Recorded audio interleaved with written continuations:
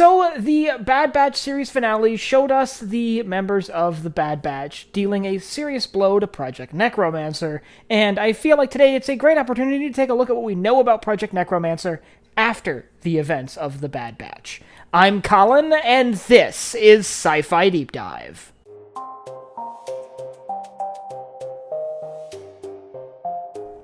Remember, if you enjoyed this video, to head down below and hit that subscribe button. So this should go without saying, but this video will include some spoilers for the series finale of The Bad Batch. If you're trying to avoid spoilers, I'll leave a link up here to a video on the final days of the Clone Wars, which we are covering in Battle Analysis. So with the series finale of The Bad Batch out, we now know how their story ends, with the members of The Bad Batch dealing a significant blow to Hemlock's operations at the Mount Tantis facility on Wayland, and ultimately crippling the progress towards completion of Project Necromancer. This served as a major setback for an Imperial program that involved cloning for sensitive beings. Now, while we don't know for sure what the objective of Project Necromancer was, we can make some pretty strong assumptions that it was tied to cloning Emperor Palpatine to provide him with immortality. And by the end of the series finale of The Bad Batch, Hemlock is dead, his research is destroyed, and his laboratory is trashed, with Imperial leadership, most notably Governor Tarkin, deciding to shift funds from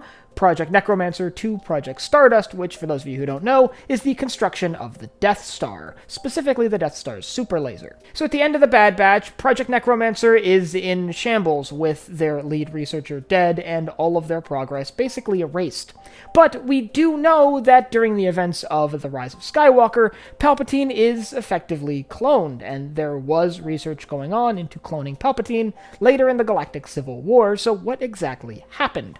Well, we don't know much for sure, but we can make some educated guesses. It's likely that Palpatine would not let Project Necromancer die. His desire for self-preservation and attempts to cheat death himself would necessitate funding and backing a program to clone himself. So, even though Tarkin ordered this program abandoned, it's likely the Emperor stepped in at some point, probably shortly after that, and ordered it to be resumed under new management, likely at a different facility. Now, who this new leadership was is anyone's guess. We have no concrete information on who was running Project Necromancer after this point. It could have been any high-ranking Imperial official, and likely was one we haven't met yet. But that being said, the work definitely did continue, and we see evidence of this as early as The Mandalorian, where we see in storage tanks and remote Imperial bases failed clones, attempts to clone Palpatine to create a new body for his spirit following his death at the Battle of Endor. This leads me to believe that this project was quickly restarted, but had to start from scratch, and had to do so without Kaminoan research, most of which was destroyed in the destruction of Tantis and the destruction of Tipoca City. Without the research expertise of the Kaminoans, the Imperials had to basically substitute them for knowledgeable Imperial scientists who maybe didn't know as much about cloning as the Kaminoans who had basically maintained their species on the practice.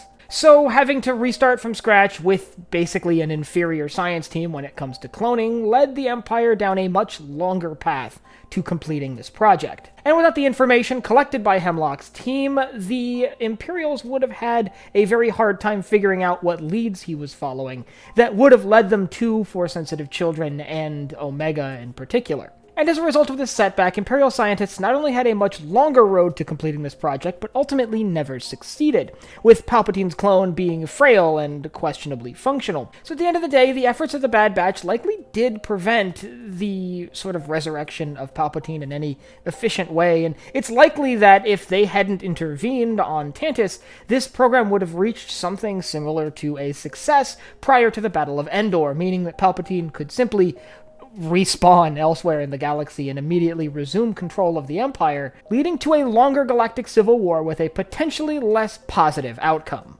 All in all, the efforts of the Bad Batch, and by extension the rest of the clones, really put a dent in Palpatine's goals for immortality. Many of these clones were a little bit disgruntled, having been replaced by recruited soldiers, a decision made by Imperial authorities very early on in the reign of the Empire. If you'd like to learn more about why the Empire chose to replace the battle-hardened clone soldiers of the Republic with recruited soldiers from across the galaxy, I'll leave a link up here to one of my videos on why why the Empire would have chosen recruits over clones. And I'd like you to let me know down in the comments when you think the Empire resumed Project Necromancer. Do you think Palpatine basically had it picked back up right after its failure, or do you think there was some time in between? And last but not least, if you enjoyed this video, head down below and hit the like button, the subscribe button, and the bell icon so you get notified when I upload new videos. So for Sci-Fi Deep Dive, I'm Colin, and I will see you next time.